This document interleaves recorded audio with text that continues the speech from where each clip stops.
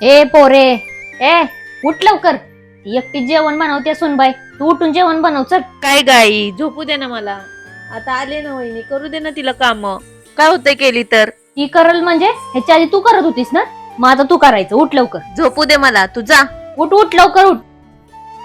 ए सुनबाई, झालंय ना अर्ध काम, मग ती चपात्या राहिल्यात तेवढं ती करल. राहून दे तू, चल बसला. अहो राहू दे, मी करते. त्या झोपलेल्यात ना. राहून देत ग, राहून दे चल. बरं. सुनबाय, कपाटावरती चष्मा ठेवला तर घेऊन ये का? हो आणते बाबा. हो, तुम्हाला 2 पावलं पण चालायची होईनात ना. सून आली तर तुमचं तुम्ही उठून घ्या जावा. सून आली तर लगेच तिला कामं सांगायला लागल्या सगळी. अहो आई आणते ना मी. आणू नकोस ग. अगं बाई, पॅन्ट अशीच ठेवली वाटत. तायडे, बाथरूमात तुझी पॅन्ट आहे ना, धुवून घे की मग ती. हो माझीच आहे, मग काय झालं? लहानपणापासून शिकवलंय का नाही तुला तुझ्या तुझ्या पॅन्टी धुवायच्या म्हणून? आता वहिनी आली आहे ना, काय होतं एक दिवस धुतलं म्हणून? सुनबाई आली तर सगळी रिकाम टिकडी झाल्यात नुसती. सगळं काम तिला सांगायला लागली ती.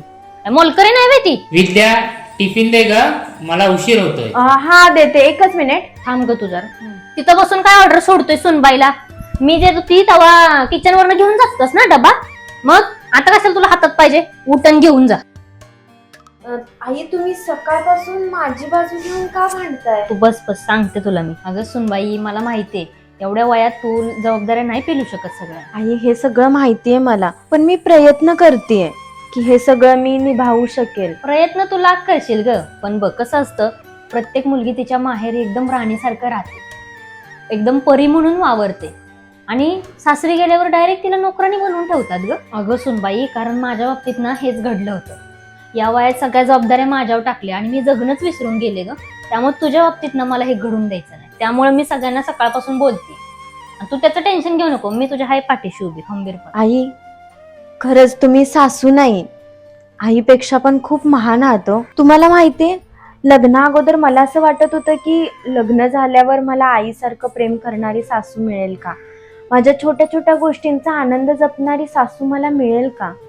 कारण आजकाल मी प्रत्येक घरात बघतीये, सासू म्हणजे एक विलनच झालीये.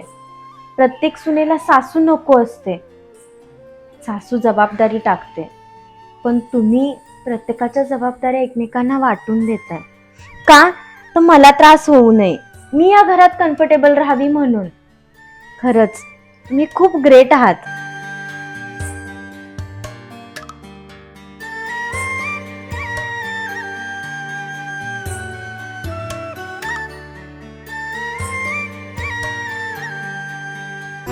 शी